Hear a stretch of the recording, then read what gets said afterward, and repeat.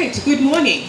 So I think it's quite evident in a sense that all of us are aware and have some form of faith and belief that the female population is going to literally lead this world, right? So we are actually going to have a female president at some point, and I think all of us are in unison with that regard. So there's no need to actually preach to the choir in this particular room.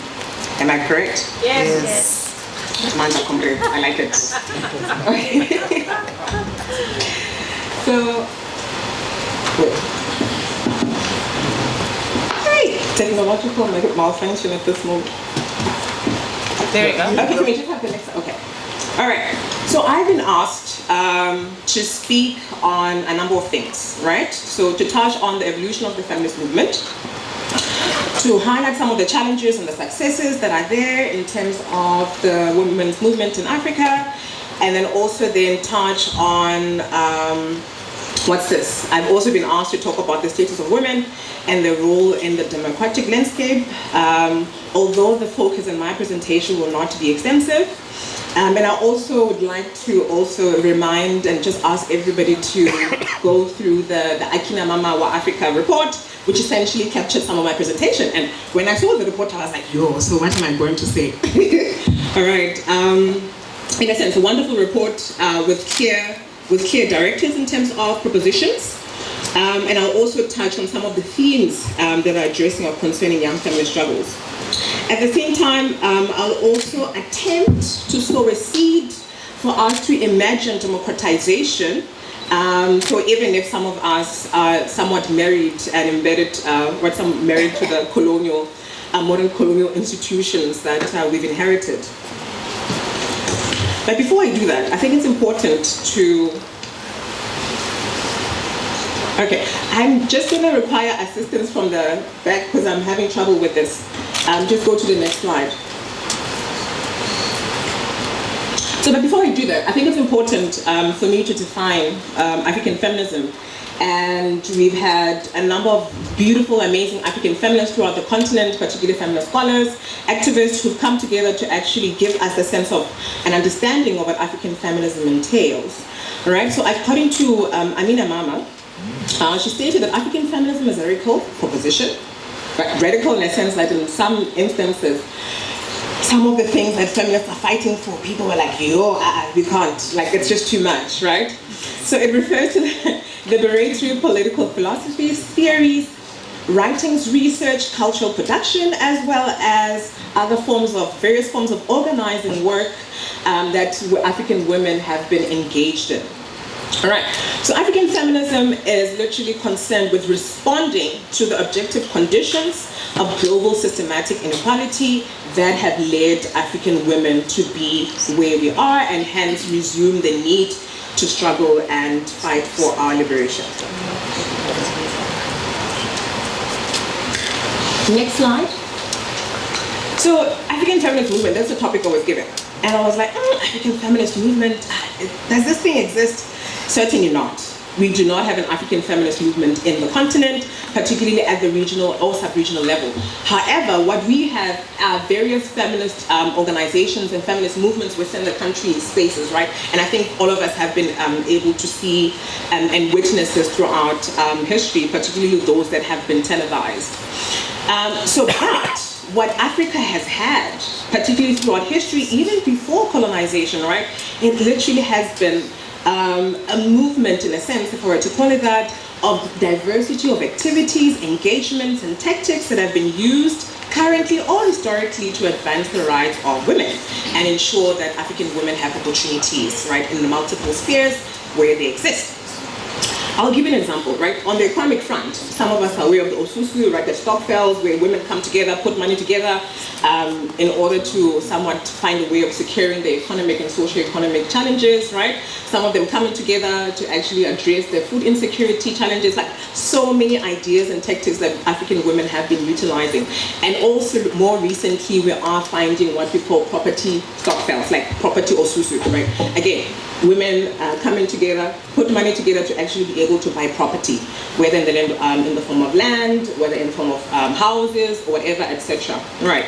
So these are the histories and the legacies and also some of the contemporary realities. And of course, on the political side, again, we have been seeing and we are aware of various forms of organizing, right? Particularly in Sudan more recently. We know of the feminist movement in South Africa, where a lot of us conservative South Africans were feeling like, oh, their sensibilities are challenged, particularly when young women were taking off their bras, right? In contestation against state repression, particularly in their demands for access to free and decolonized education. And of course, that particular nude removing of the bras is something that I guess those of us who are aware of African histories, and particularly women's modes of mobilization, we've also been seeing this, particularly in 2019 in Nigeria, where women of Ebonyi actually also took off their tops, actually in protest against the police brutality, right? And obviously, their signs actually were who were captured by the security forces. So in a sense, you are seeing women who are really active in either confrontation of the state, confrontation of various forms, not just the state, of course. Sometimes it may be women challenging what is happening in the private sector, or for instance, in the education sector, with the example, next slide, I'm so sorry. Next slide again. So yes, let us pretend that I've been showing these slides in the past. Okay. Can we see them slowly again? Back. Because now we're here. Okay. All right. So yes, so women have been coming together, right? This we are aware of. And historically, in terms of the legacy, next slide. In terms of the legacy that all of us, the previous slide, please, not this one yet. Yes, that's one. In terms of women coming together, actually ending up through the liberation struggle. Again, all of us are aware of this. And unfortunately, a lot of the women who had been incorporated into the state literally became incorporated into a very patriarchal space. And consequently, some of the challenges, addressing women, and some of the challenges a lot of them were fighting for even before they made it into the state, somewhat became subsumed in some of the gender policies, and the gender policies which are actually there, unfortunately, also to reinforce and rebuild patriarchy. All right. So ultimately, in a lot of instances, you find that even though we may have women representation, next slide, please, women representation in leadership, but things do not change fundamentally. On the more positive side, next slide, our continent. It's the only continent where we've had so many women who've led the helms of government, right? And it's something that really, despite the limitations that we are facing, that is something for us to celebrate and really acknowledge. Next slide.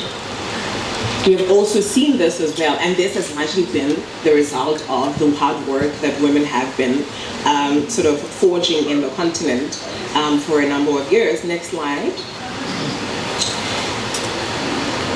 So all these women's struggles have also led us here. Again, strides, limitations, but we have made strides, right, in terms of representation that we have in government. And then also, next slide, please. We've also been able to have the opportunity to witness young women who actually assumed ministerial positions. And it has not been ministerial positions that have, or dealing with much more gendered, portfolios, which historically we found a lot of women who used to be given portfolios for Minister of Education, Health, Care, and so forth. But in this case, what we've had, for instance, in Mali, Kamara, who was the Minister of, International Cooperation of Foreign Affairs, and then in Botswana, former ministers, by the way, former Minister Kenwengo from Botswana, who was appointed as the Minister of Investment, Trade and Industry. So in a sense, there are positives, right? We are actually moving, we are seeing some strides. But at the same time, particularly when you're talking about young women. Next slide. We have to contend with the violence that actually exists and that also serves as an impediment for young women to actually participate in political leadership. So this is an image of a young woman in South Africa who was a member of the African National Congress, who was killed And this literally sort of, these political killings, the political culture that's inherent in the political spaces, some of it is actually linked up to, this basically dangerous patrimonial clientele network of men who actually put their friends in power so that they're able to continuously access state resources. So in instances where women actually come into power and challenge those arrangements, it tends to become very violent, and in some instances, unfortunately, fatal for a lot of women. So these are the conditions that young women and other women have to find themselves in when they move into the political space. And of course, next slide. And then of course, we know in terms of political funding, quite evident, right? So very, very much gendered. The brotherhood, the networks, in a sense of women not necessarily having had this privilege of having these networks that enable them to access funding. But however, one of the ways that we can respond to this is one, of which I think in some instances this has already been done, like for instance the case of Kenya, where there's capacitation in terms of increasing women's abilities to fundraise for their own political campaigns. But then also, remember in particularly when you think about the liberation struggle, and specifically with Kwame Nkrumah, about how literally women also financed or contributed, and I think this has largely been throughout the continent, not just him, where women have been finding ways of financing the revolution through ways of donations, etc. And I think this crowdfunding approach is not necessarily new. It's something that we could adopt from what had already been happening already. And of course, then we have women who then make it into the state, right? And a lot of the young feminists who make it into the state, and once they are there, the feminist fire somewhat becomes quelled. And this links up to what I was saying yesterday. There is something fundamentally problematic about the state that makes transformation very, very difficult, right? And we've also had situations where if there are dissenting voices from women in the political parties, that tends to be punishment for them. And I think next slide, please. This particular example, now the previous slide, this one, yes. This particular example of 19 women members of parliament who were expelled, particularly here in Tanzania, right, is somewhat of a reflection of this. Next slide, please. And another reflection of dissenting voices that become punished within the political space is in the form of the example of Nkosazana Zuba, who challenged, remember she went against the grain in terms of voting against the president in South Africa, and consequently led to her demotion. And demotion basically, she was relegated to a particular ministry that nobody else actually takes seriously. Although it is quite important work because she's actually in the women, youth and sort of people living with disabilities. But the fact that she's literally been placed within the presidency, that in itself, right, so as a form of demotion in a sense. So women who actually go against the grain tend to be punished, and it really does not matter how powerful you are. And this is another phenomenon that we are seeing as well, where former member of parliament, Lindiwe Sisulu, who's a member of the African National Congress, who argued, again, was contesting for presidency last year, contesting for the presidency, the main ruling party's presidency.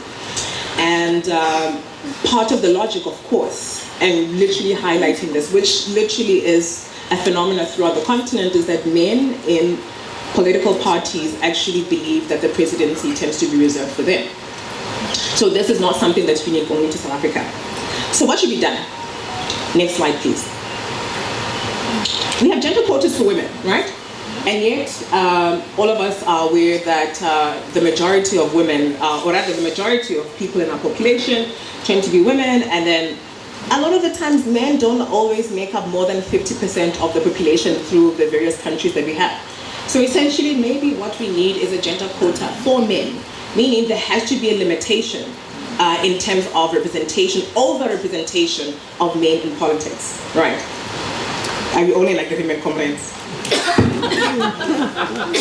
Amanda, yes. We are in agreement. Dictatorial democracy. We are all in agreement that men cannot make up more than 50% of representation in leadership. So therefore, it should be instituted throughout. We need a gender quota for men. And that, in a sense, will be able to help us respond to this normalization of the dominance of men in the political sphere. So, siyavuma comrades. Amanda. and hopefully, next slide, please. And once we're able to do that, and of course, not just reforming or dealing with the quota system, but also reforming the electoral systems that we have in our continent, we will be able to address this crisis. Yeah? So we'll be able to address this crisis. But now, just going back, so now say, imagine that we have addressed this crisis. Now we have about of 50% representation at the next summit, where we have women leaders there. The problems that African women face will still continue. Right. Next slide. And largely because we need to understand that African women are diverse, right? So you have more contemporary urban women, we have women who are literally operating and living in the rural areas, we have women who are professionals, we have women who are, working class women, literally an entire diversity of women in our continent. And I think in as much as this, somewhat has been a challenge, particularly in terms of having a homogenized African feminist movement, it is also an opportunity for us to somewhat learn and imagine and think of ways that we can actually respond to the challenges that we have in intersectional ways. So, thus far, next slide. African feminists. So they got it together and they were like, okay, in the attempt to see if we can actually form a feminist movement in the continent, what really would this constitute? And there was a conversation, so there was a convening that was done by the FES in 2017, and they found that, of course, there are various issues that African women have to contend with. Like, for instance, some of the issues that were highlighted, the challenges that women tend to face in West Africa, would then be, issues of witchcraft, motivating women to participate in political leadership. I'm not going to read all of these. All right, but then, so some of the challenges, for instance, in terms of religious fanaticism that women have to contend with, breaking silence in terms of giving visibility to women's opinions, the countering of negative cultural impact on women's rights, like FGM, etc. So, and also, there's so many, next slide, there's so many other issues, right, really diverse issues that are somewhat unique to the various regions, which then consequently have implication in terms of us forging a continental feminist movement. So in Central Africa here, as you can see, some of the challenges that feminists have been highlighting were, again, deepening some of the elitist character of the feminist movement, countering the culture of silence, right, etc. But then the other thing as well, which seems to be, again, taboo, also highlighting the different and diverse and contentious issues and somewhat divergent issues that African feminists have to deal with, is then, for instance, what you find in Southern Africa, apart from racism, which sometimes a lot of other Africans feel like we cannot relate. You're talking about, but we don't relate, right? And also the LGBTQI community, right? Of which not too long ago in this very room, it was stated that the LGBTQI rights is actually considered human rights in the West, but then in Africa it's actually considered blasphemy, right? So all of these issues that are really diverse and contingent, that we also need to be mindful of in terms of understanding the diversity of issues that are that are facing African women, and then we have to find ways of responding to those. However, on the good side, is that irrespective of all these differences, irrespective of all these challenges and divergences, young African women have been coming together and they've made these demands, and I think all of you will actually find this document on the African Union website, all right, where they are demanding economic justice, criminalization of gender-based violence, calling for the end and demise of discrimination, basically calling for justice, sexual and reproductive health rights, etc. Right? And the reason why I'm highlighting all of this, because even in some of the responses, like for instance, the need for justice and protection with regards to security, right, from the state, The other thing that we need to understand is that sometimes also the state can be a modality of violence against the very same women that it's supposed to protect. Right. So, and another thing that we need to be mindful of, next slide please, has been the problem of the aid and stare approach. Now that I've had this part of the presentation, I'd like to move on to the next one. Next slide please. And now my position is, what we need to do is somewhat introduce this, and this is what also African women have been doing, so a decolonial feminist approach to democratization. And I want us to actually be able to differentiate and understand the differences between decolonization and decoloniality, right? So decoloniality has been defined as a political process of gaining independence, which basically ended up with the demise of administrative and legal colonization, all right? However, coloniality, unfortunately, has been the continuation of cultural, institutional, systematic, cultural, and ideological apparatuses that characterize colonialism, and these actually continue to shape us today. And not too long from now, you'll be able to understand why I'm sharing this. So, but then for us then to understand, in order for us to really critique and understand what really happened with colonialism, we have to ask ourselves what fundamentally was colonialism. Next slide. Amos is there. Managed to help us answer this, right? So he essentially said colonization basically is equivalent to thinification. And then he went to say in his book on discourse and colonialism is that they talk to me about progress. I'll read his quote. They talk to me about progress, achievements, diseases cured, improved standards of living, which then speaks to this idea of modernity that has been brought by colonizers. But however, for me as an African, right, in as much as there's modernity, but there's also coloniality, which is the underside, the darker side of that modernity, which literally led to societies being drained of their essence, their cultures were trampled upon, their institutions were undermined, their lands were confiscated, the religions were smashed, the magnificent artistic creations they were destroyed, extraordinary possibilities were wiped out. When we talk about coloniality, is that I'm talking about the natural economies that have been disrupted, harmonious and viable economies that were adapted to the indigenous population. About food crops were destroyed, malnutrition was permanently introduced, agricultural development that is only orientated towards benefiting the metropoles, and the looting of our raw materials. This is essentially what colonialism was, and actually coloniality even to today. So even if we do empower women, right, and we put women into public office to be able to bring about, these are the issues that we'll have to contend with. And the minute we really understand this, it's important for us. So essentially, coloniality is a power system characterized by a patriarchal, Western-centric, Christian-centric, capitalist, Christian-centric, homophobic, remember, Islamophobia, sorry, right, capitalist system.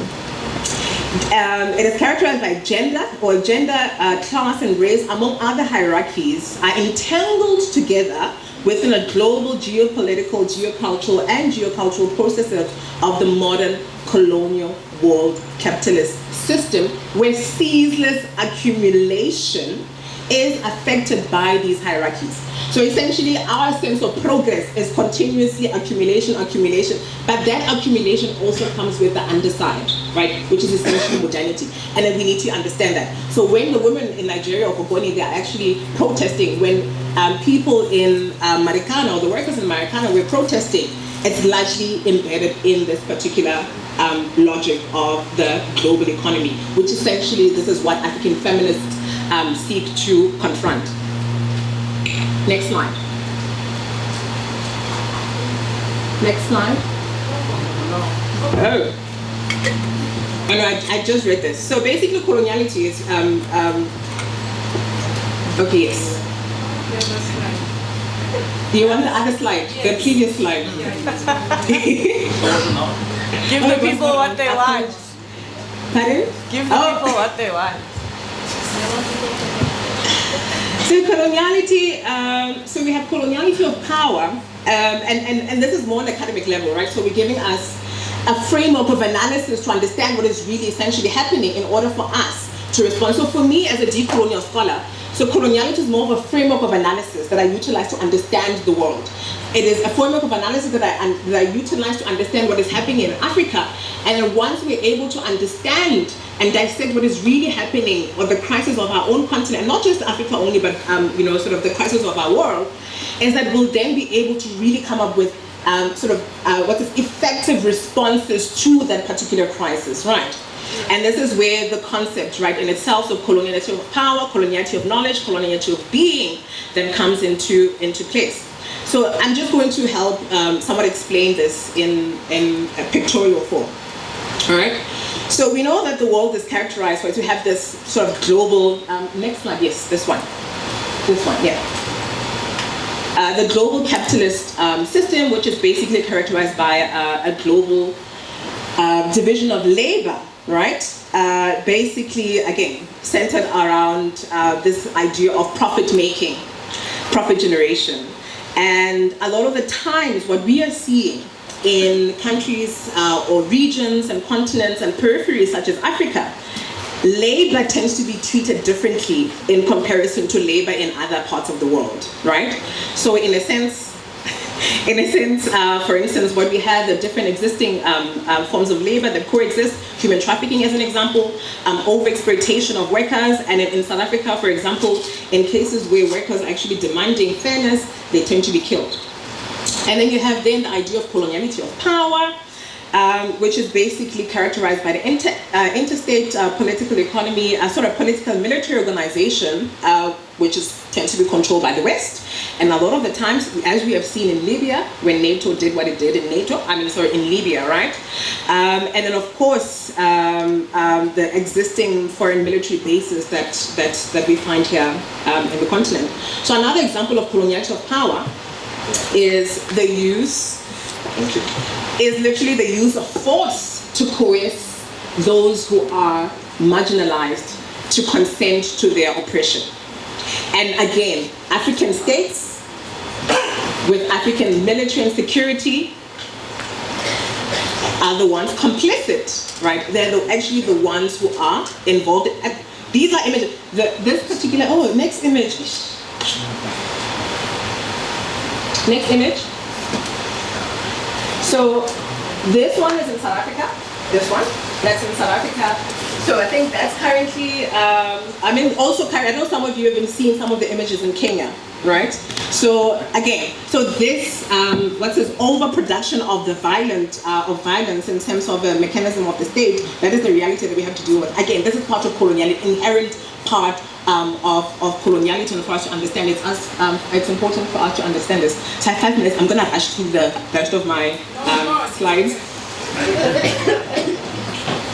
Next slide, please. And then we have coloniality of being, right? All of us are aware of white privilege. We know this, right? I'm not going to regurgitate what has been written here. But then also we saw this with what happened with Ukraine, with some of our students, basically, right? The privileging in terms of white bodies over the black bodies, in terms of those who needed to be rescued out of Ukraine. Again, the normal, right, reality of our everyday lives. And of course, even this thing that we take for granted in terms of representation of what God actually looks like. All right? So, right? It's embedded in this coloniality, right? Coloniality of being. Including as well simple things that we really take for granted in terms of the toys that our children actually have to play with, right? Some of the dolls that they have to play with, again. So reinforce this idea of Eurocentric aesthetics, whereby basically all things beautiful actually must be white. And consequently what we are seeing, so many other challenges that we've witnessed in the continent. Next slide, please. Another example, a component of coloniality of being is coloniality of religion. Right, again. Or coloniality of gender, sorry. Where it seems so normative that men must be the ones who dominate over women, right?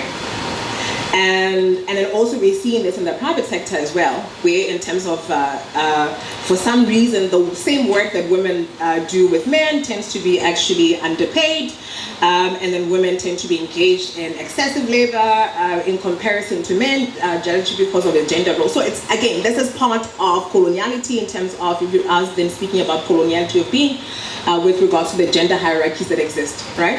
Can I have the last, next slide? So, and then again, we have religious hierarchies, okay? So, as we are seeing here, and this is somewhat also, again, negating the fact that we have other traditional religious systems that have been wiped out, and we also have indigenous religious systems by Africans that tend to be also looked down upon by us in the very room here, right? And again, these are religions that actually Africans themselves practice, but for some reason they do not find the same privilege and equal status as the other dominant religions such as Islam and Christianity in the continent. Next slide. So another example of coloniality of being would be the sexual hierarchy. I don't even need to speak to this one, right? It's so obvious. No, in a sense of in terms of how normative homophobia is, right? And it is literally endemic in, again, it is constitutive of this idea of coloniality, all right? And remember, a lot of the homophobic laws are actually the laws that we inherited from colonialism. That's the other thing that we also need to be mindful of, right? And then, so next slide. And then we then have the aspect of coloniality of knowledge, which essentially is about privileging Western knowledges and theories. Yesterday we were talking about democracy, debating democracy. All right, we're also talking about development as well, but ideas and notions of development as well tend to be from outside, tends to be from those who are telling us that this is what development has to be. And we also have been seeing this, for example, in terms of some of the Washington consensus, right, and some of the structural reforms that a lot of feminists and political economists and other developmental scholars in the continent have been critiquing, that have been the source of our suffering today, right? So the structural policies that we literally had to be forced to take. Essentially, this is the world that we live in. Next slide, please. And then we have coloniality of the media. So apart from the fact that the global media is dominated by imperial organizations, but a lot of them have this particular ideological orientation that tends to be characterizing them. But anyway, in a essence, what I'll do is I'll just leave it because my moderators here. Even if we bring about women into leadership without addressing coloniality, we are not going to bring about the fundamental change that